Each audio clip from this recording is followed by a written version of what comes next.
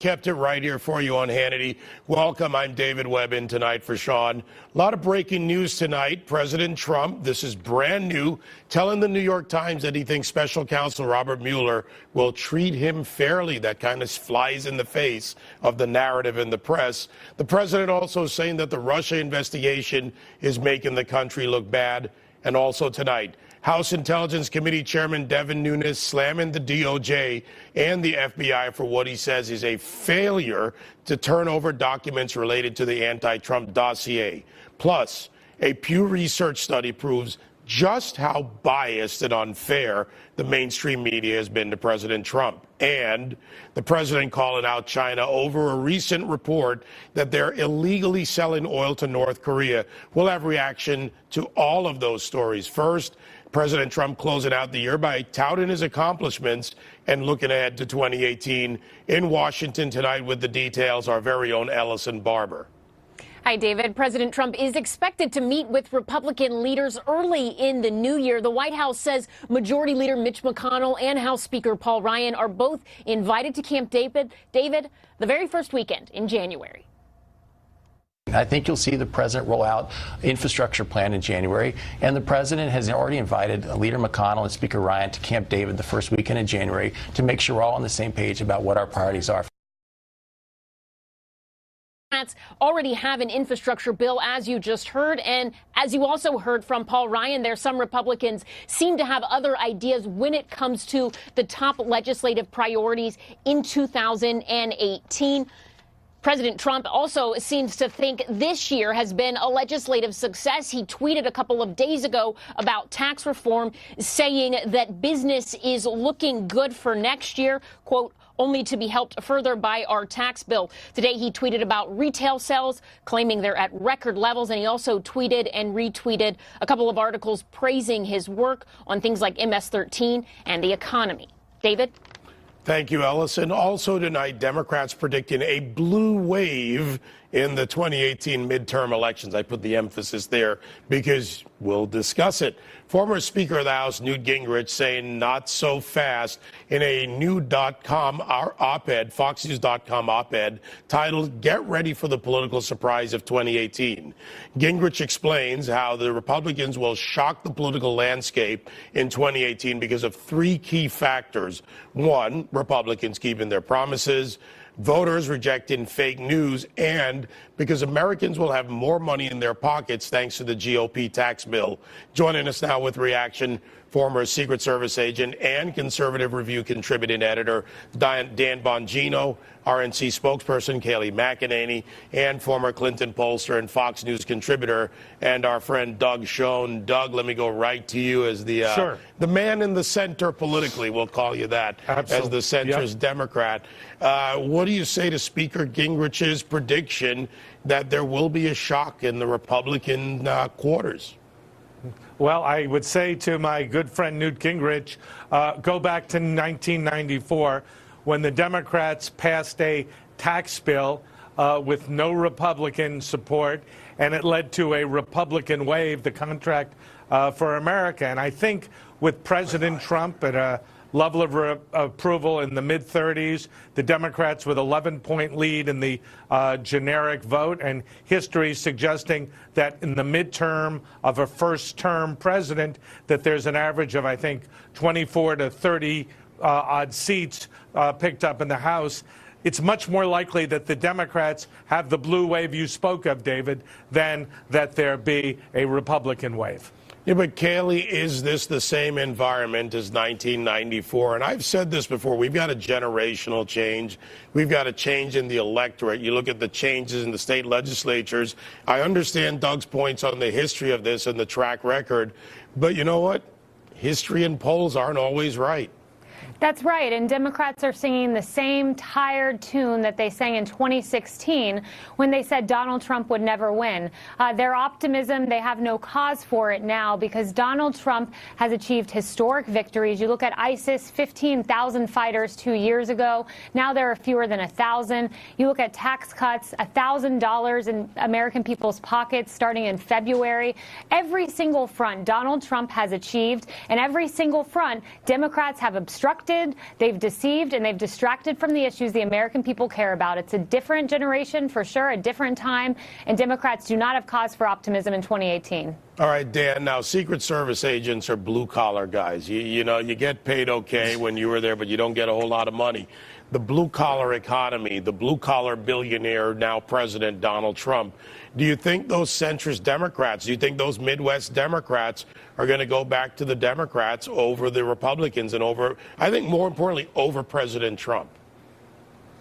No, David, they're not. I mean, what are the Democrats offering you other than that Republicans hate you because you're fill in the blank, you know, the identity politics routine? Seriously, what are they offering? And the answer is they're offering nothing.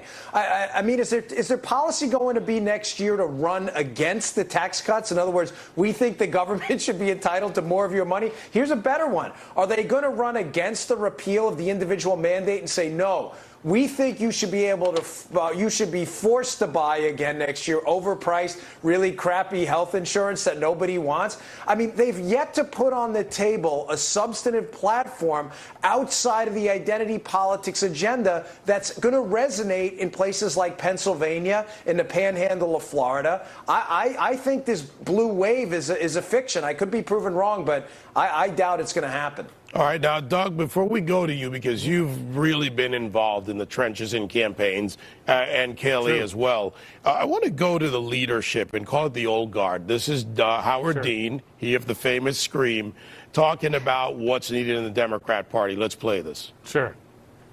I actually think the progressives are in the process of informally taking over the Democratic Party. I think the country has moved to the left. It's shocking to me, but a majority of Americans think Medicare for all is a good idea. I mean, and that, frankly, Bernie gets a lot of credit for that. I don't think he's going to be the next nominee, but he could be. Because I'm very much for somebody who's younger. I think my generation's got to get the hell out of politics, start coaching, and start moving up this next generation. All right, so, Doug, I'm going to put up two screens and let you take it from there. You know the structure of running a campaign. Here are the fundraising numbers for the RNC. Sure. All right, you got total receipts, $121.4 million, cash on hand, $39.8, debts owed, $0. Then we go to the Democrats. The Democrats, $60.7 million, cash on hand, $6.3, and $2.6 in debt. Eventually, the primaries end, and you need the national party, the fundraising to fund the campaigns to make them win. Sure. How do the Democrats do this? Well, a couple of ways. First, I do reject the notion that the Democrats are a progressive party that need to move to the left. If they're going to win working class voters back, it's not by moving to the left. Frankly, the best asset the Democrats now have are the Republicans and their lack of popularity, because sadly, Dan is right. There is not a centrist, inclusive Democratic agenda. And I say to my friends and colleagues in the Democratic Party, you need one on growth, on infrastructure, and it necessarily involves the Republicans as well. But the individual Democrats running, David, to your question, are outraising the Republicans. I think there have been 30, 35-odd Republican retirements. The fundraising numbers for the party committees, I believe, are running parallel with, if not in some instances ahead of the Republicans. And if the Democrats stay 11 points ahead, there's one thing I know for sure. They will raise all the money they need, as they did in 2016. Money is not the Democratic Party's problem. It's message. All right, Kaylee, message, money. But Donald Trump stole some of their issues. Did he steal infrastructure? Did he steal blue-collar issues from the Democrats? And to Doug's point, their party shifted hard to the left. David, undoubtedly, Donald Trump spoke to those factory workers in Michigan and Wisconsin and Pennsylvania who the Democrats had left behind. I mean, if Democrats would listen to Doug, they might have a chance in 2018. But unfortunately, the Democratic Party has floated so far left. They're the party of socialism that wants to take your money, that wants to overregulate you, that wants to force you to buy health care. That's the state of the Democratic Party. And then on top of all of that, they're the party that rigs elections for Hillary Clinton at the expense of Bernie Sanders. They're the party that rigs elections. They're the party of socialism. That's their legacy. All right. So, Dan, we've gone through the political analysis on the ground. And I know you watch this carefully. You talk about it when you get on radio and television as well. what about the boots on the ground, the people that are going to volunteer to help the parties, the blue-collar folks out there? They wear out a lot of shoe leather walking for candidates. Where do you see the energy? More with the Democrats, more with the Republicans, or is it a little bit of both? Well, I'll take each side first. The Democrats, David, there's no question, and it doesn't do Republicans any good to ignore this, they're angry. And to deny the fact that anger is a great motivator to get people out to the polls, you're just making a fool of yourself. They are angry. They are going to show up, and we have seen relatively high turnout, astronomical turnout in Alabama. For Republicans to ignore that is political suicide. But having said that, the media is doing itself no favors by constantly providing a foil and a reason to be angry for Republican voters. There's a litany of fake news, false charges against the president constantly, bad reporting. There's this special counsel investigation that's and I don't mean to highlight anger too much, but it's a real human emotion and a real motivator. And Republicans are angry too. And until this stops, this witch hunt against the president, I think that this special counsel and the media and their zero credibility and their collapsing credibility, I think it's doing the president, the sitting president, a great favor, and is going to be a great motivator in these midterm elections to get people out. All right, special counsel. Now we have a New York Times report I mentioned at the beginning of the show. The president saying that he believes Robert Mueller, and I'm paraphrasing in this 30-minute interview, saying that he believes Mueller will treat him fairly. Doug, from there, I mean, breaking news, the president saying what the Democrats are not. They're saying he's going to fire Mueller, he's going to throw him out, or the media, whatever. And now he says, hey, Mueller's going to treat me well. Well, look, I think that's a very positive development. The Democrats should get off the line of saying that, former Director Mueller's, removal is imminent. Let this process play itself out. Don't politicize it. Let's see what General Flynn has to say, what Mr. Papadopoulos has to say, and most of all, let's let the investigation play out. Though I must confess, the FBI and the DOJ do have issues that have to be investigated, but Bob Mueller is a man of unquestionable integrity. His investigation has a ways to go. Watergate, I think, took 3 or 4 years. This is still, I think, 4 or 5 months into the process. More time, more energy has to be committed. There have been 4 pleas already. There's more to go before we can reach a judgment. Kayleigh, months. Okay, Doug said Watergate took 3 years plus. He's right. Different time. Now we have technology. We have the FBI and the DOJ effectively, according to Devin Nunes, stonewalling on delivering documents, and FOIA requests are flying out of Judicial Watch. Did the president and what he just said hand the RNC and the messaging arm of the RNC a chance to go out there and say, look, we're not trying to shut it down. We want it to go forward. What is that message?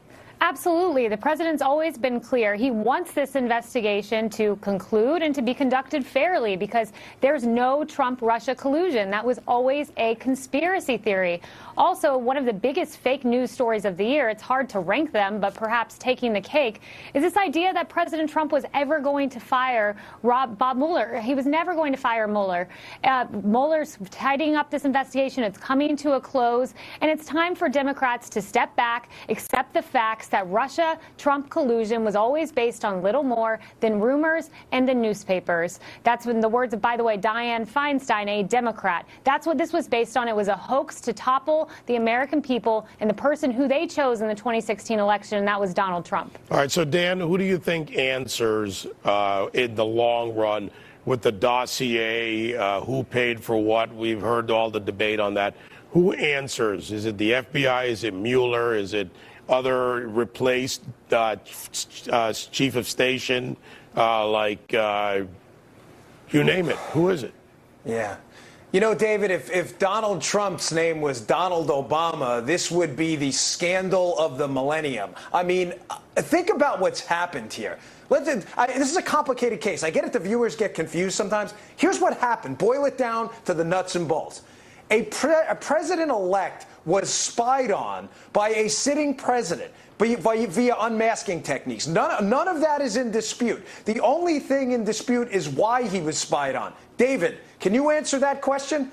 To this day, nobody can answer the question why the president was spied on. Oh, they'll say, oh, it was Russian collusion. Where?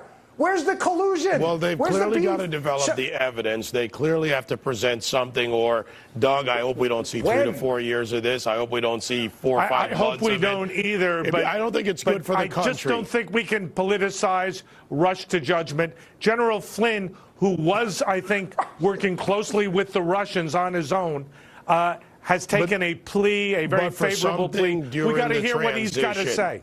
Not during the campaign, during the transition, Doug. Well, no, he went to Russia in January of 15. He made a compensated speech. He sat with Vladimir by the way, Putin. by the Obama administration that reauthorized the security clearance. Guys, I got to leave it there. But, Doug, always a pleasure to see you, my friend. David, Kelly, always a pleasure Dan, as well. We have much more to come on this. Coming up, more on President Trump saying he believes Special Counsel Robert Mueller will treat him fairly. That's right, he said it.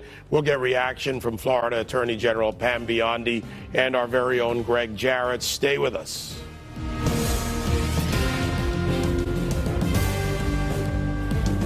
News alert. In an impromptu interview with the New York Times, President Trump predicting that Special Counsel Robert Mueller will, quote, treat him fairly. And while he's not calling for an end to the investigation, he told the New York Times, and I quote, the sooner it's worked out, the better it is for the country. We'll get back to that in a moment. But also tonight, we'll turn to a letter exclusively obtained by Fox News from House Intelligence Chairman Devin Nunes to Deputy Attorney General Rod Rosenstein, in which he blasts the DOJ and the FBI for their failure to fully, and I say fully, produce documents related to the anti-Trump dossier. Nunes writes that he wants the records by January 3rd, and he also wants to know by that date when the witnesses his committee subpoenaed back in August about the dossier will be available to testify. He ends the letter by writing, and I quote again, at this point, it seems the DOJ and FBI need to be investigating themselves. This letter comes on the heels of a report from the Washington Examiner's Byron York that Nunes is issuing a subpoena to David Kramer, a former State Department employee with ties to Senator McCain. Joining us now with reaction, Florida Attorney General Pam Bondi. I got it right there, Pam. Have a little fun with it. I do this to you a lot of times, don't I? Put that extra I in there. And our Fox News legal analyst, Greg Jarrett. Pam, first to you, looking at this as someone who, from the Attorney General's chair, has had to do a lot of high-profile cases. When you start getting these ties, when you start getting these questions about who has ties to what, a compendium of questionable information, practices, tweets, what do you do when you're at the top of this? Well, Chair Nunes is doing exactly what he should do, and I'm proud of what he did.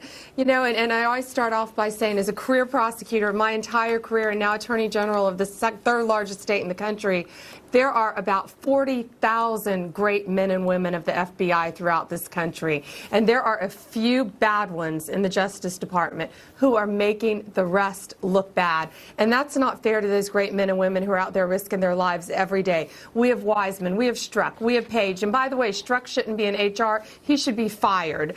We have now James Baker allegations. We have all of these things. So the Intelligence Committee, they have to take it upon themselves, I think Greg will agree, to do the investigation the right way and call for these people to be taken off who can't handle it the right way. And the American people deserve that. You know, this investigation should be beyond a reproach. This is the President of the United States. But, you know, Greg, Washington is an interesting city because there's the bureaucratic deep state, outside or inside of party, how they line up aside. Sure. But to Pam's point, this has become very clearly biased in some ways. Right. And the stalling, the cover-up, Sure. the burying of facts and data. And, you know, Devin Nunes, what does he smell here? He smells a cover-up. There's only one reason why you would defy and stonewall and evade a lawful congressional subpoena for 4 long months. And that is if you're trying to hide evidence of wrongdoing on the part of the FBI and the Department of Justice. It all comes down to the dossier. if it's true that it was a complete fabrication and the FBI knew it, and nevertheless they used it to launch the Trump investigation, that renders the entire investigation a charade and delegitimizes the Mueller investigation. You've got this all too cozy group of guys, Comey, Mueller, Weissman, excuse me, and Andrew Rod Weissman, Bruce Orr. Yeah, all these they've guys. all worked together for years and years and years. And there's something unseemly about that because they appear to be ignoring evidence of illegality on the part of Hillary Clinton, potential illegality on the part of the FBI, and they seem to be determined to find wrongdoing on the part of President Trump where none exists. All right, Pam, unfortunately, sometimes you can't separate the law and politics, especially when you get into either a state capital or a nation's capital. So even if, as Greg says and lays out, and you've talked about, they're able to deal with the inconsistencies, the problems, the investigation falls apart, or they're unable to produce evidence, there is a political aspect to this. How would that be resolved, and is it possible? Well, I've come to the conclusion now that this investigation into the president needs to end. Every day we're finding out someone else involved in it. And as Greg said, I mean, this investigation should be beyond reproach. And there are so many great men and women out there who are capable of conducting an investigation with integrity. The FBI stands for integrity. That is their motto. And that's what we have completely lost here. And when you're an FBI agent, regardless of who it is, it should not be about politics.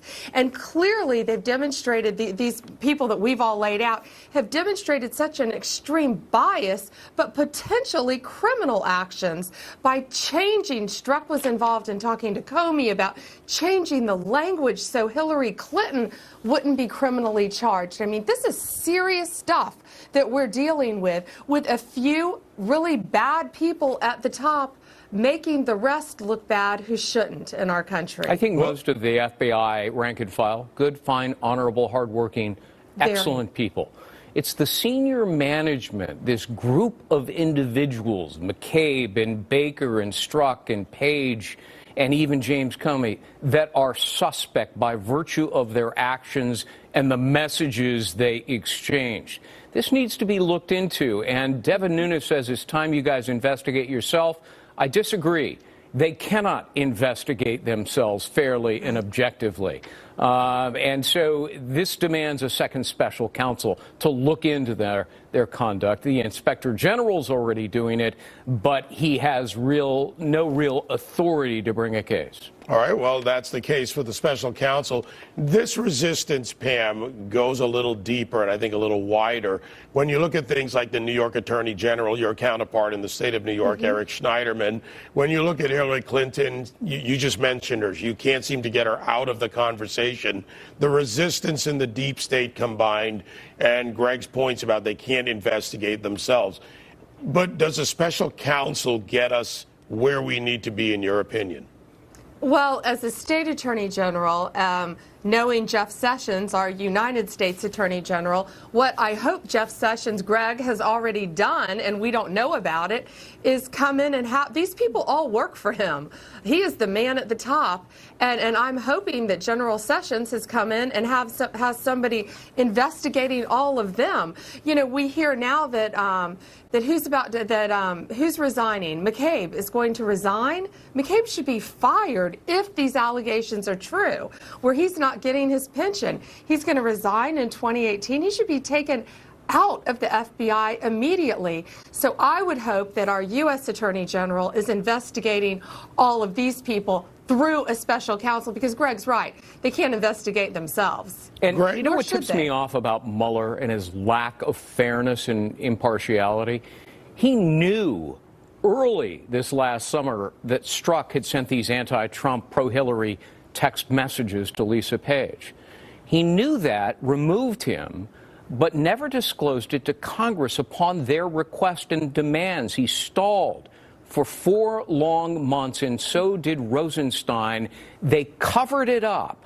Now, if you truly care about the fair administration of justice, you don't cover that up. And to those who argue, well, he removed them, so it's okay, how much damage did people like Strzok and Lisa Page do in the full year they were investigating Trump, first with the FBI investigation and then later in the Mueller investigation? All right, guys, we got to wrap this up quickly, but I'll go to Pam on this one, and that is, of course, President Trump and Rod Rosenstein. Here we go again. The New York Times, I mean, President Trump's being outspoken. What do you say? Well, President Trump knows he didn't do anything wrong, and this has gone on long enough. And that's why I think President Trump said what he said. He knows he didn't do anything wrong. He knows this has gone on way too long. He's out there doing tax reform, putting great Supreme Court justices on the bench.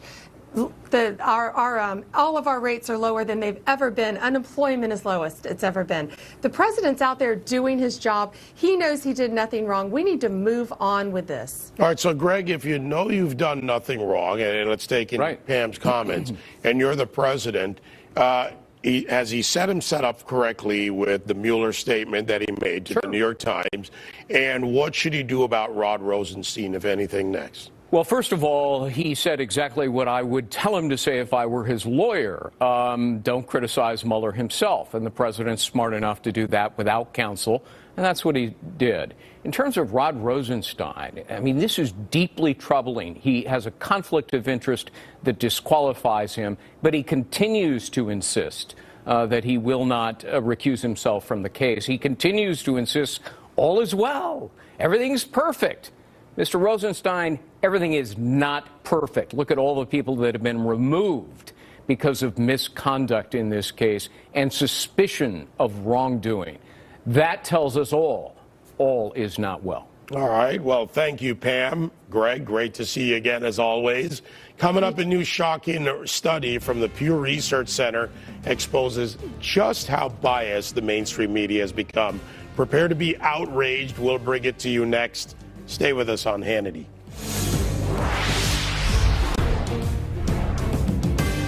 Back to Hannity. Right here on this program, Sean's been warning you for years about the extreme bias in the mainstream media. And according to a brand new study from Pew Research Center, the media's coverage of President Trump's first 60 days in office was historically negative. As you can see, just 5% of the reporting was positive, while a whopping 62% was negative. Compare that to the media's coverage of President Obama's first 60 days in office in 2009, where 42% of the coverage was favorable. Of course, this shouldn't come to a surprise to anyone. Here's just a small sample of the media's coverage of President Trump over the past 12 months. He's unhinged. It's embarrassing. His speech was without thought. It was without reason. It was devoid of facts. It was devoid of wisdom. There was no gravitas. There was no sanity there. We have an Archie Bunker-in-chief who is disrespecting American Indians and making classless jokes from the podium. Is this president trying to impersonate Hugo Chavez, Recep Tayyip Erdogan, Vladimir Putin? Apparently, the president gets 2 scoops. You know, everyone else around the table gets 1, and no word if there were sprinkles. At the dessert course, he gets 2 scoops of vanilla ice cream with his chocolate cream pie instead of the single scoop for everyone else. He's gained weight, according to these sources. He doesn't trust people around him. He's withdrawing. Not a good picture. He's a racist. Okay? He came proverbially as close as you could possibly come to shouting in a rally the N-word. That's what he did down there. Donald Trump, again, being a schmuck. He looked like a thug. He looked like a goon.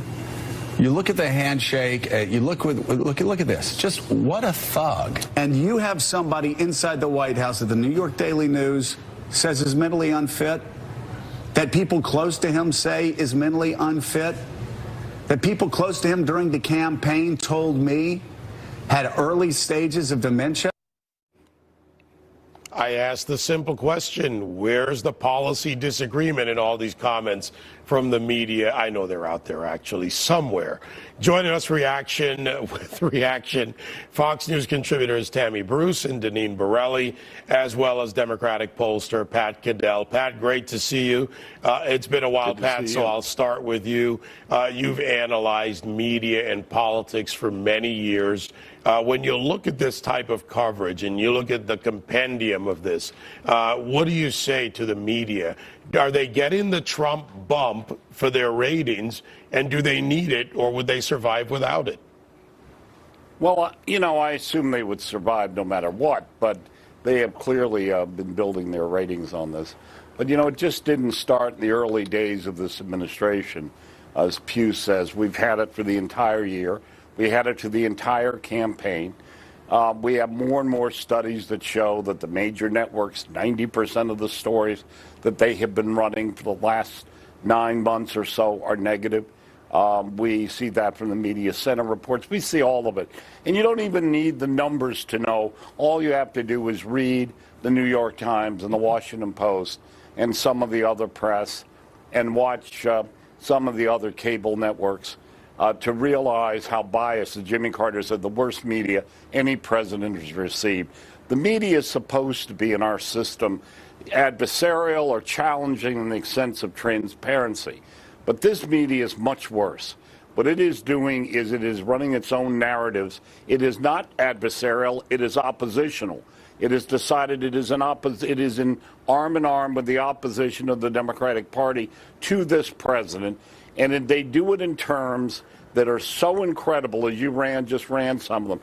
Thug, racist, whatever you want to call it, demented, all of the things that you hear regularly, the President of the United States being called, which are unprecedented. And then people say he's unprecedented in his hostility, then they have certainly deserved it. All right, so Tammy, let me go to you on this because, I see this as not good for the country. I see this, regardless of what side you come at this from, when the media does this, they abrogate a key responsibility, like Pat said, to be adversarial, to ask tough questions, but it's not good. Well, let me suggest that this also is not new. It is just a little bit of a different shade. A different light has been turned on in what the media has been doing for generations. And this is what has been so valuable about Donald Trump. So we saw the positive and the love for Barack Obama. But now what we've seen, of course, normally, and then you heard nothing really about the Republicans. You heard nothing. Part of the problem with the media is what they don't report. And that you can't prove that. You can't prove a negative, right?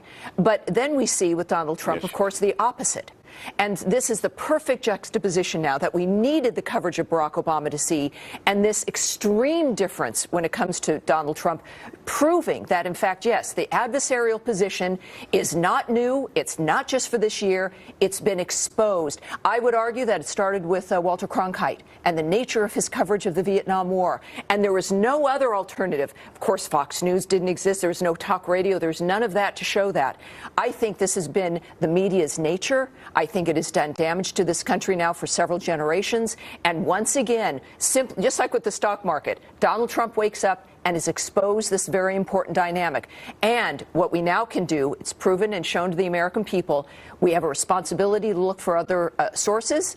We know to trust our instinct more, the value of a variety of opinions, which you now only get on Fox News, and to make sure that this is what continues. And I think that's why it's bad in one way, but the clarity of it, I think, is very good. All right, Deneen, generationally, we've got a new generation in technology. Twitter, the president uses it. First president to really use it. Obama had an account. Trump uses his account. Some say often times where they wish he'd sleep a little bit more in the early morning. But not only is it a way around the media, but is it helping? Is the media competing with the media they can't control? When you said the word of the day is control, because the media, the liberal media, is simply unable to control President Trump. So he is able to get around the media because the media, just like you said, will not report on what Americans need to know about. And, you know, what's really unfortunate is that you have so many lies and misinformation that is out there from the media that is not supposed to be biased, but they are. And people are having a tough time time just knowing what the actual truth is. We do this for a living. I'm juggling myself what's true and what's not true before going on TV and on radio because I don't want to make a fool of myself. So hardworking Americans, they're raising their families. They want to know what's going on in our country. And sadly, the liberal media really is doing a disservice to Americans. All right, so Pat, take it. I would argue. Go ahead. I would argue, David, it's even worse and more dangerous. Because it's one thing for the press to say he shouldn't have been elected and you shouldn't be voting for him and he's terrible and get rid of him. That's bad enough. That we have not had. But we also now have this where this thing of where truth is not told. The facts. We have narratives from the liberal media, mainstream media, but we don't have facts. For example, they cover up, and the word is cover up. They purposely have dropped a steel curtain around Washington as it relates to the scandals, whether the scandals in Obama's administration, which they refused to cover, and those that we now see in the FBI, in the stories, whether it's Uranium One, whether it's the dossier. Facts they don't say. Their narratives are, if you raise questions about the Mueller investigation, you're anti-American and you're trying to destroy American institutions. But they will not give the people the facts where they can then make a judgment. But, you know, Pat, on these and we've things got that to are wrap going this on. up quickly, so let me ask the ladies this, Pat, because you bring up a very good point, and I want to take you to this, ladies, quickly each. Tammy first. People are sourcing their own facts. They're digging. The new technology, the web, it allows them to do that. Are they doing it enough? I think they are, and there's, of course, a concern about issues of the sources and all of that. Americans have make good judgment. They know what something's legitimate or not. And, yeah, we're doing a good job, I think. Is Pat right? Do we need to dig deeper on our own? We do need to do our own due diligence and not just take the news that's coming out of face value. All right. Great to see you all. Pat, great to see you, my friend. Have a very happy New Year. Tammy Bruce, Deneen Borelli. Coming up, President Trump putting the Chinese on notice.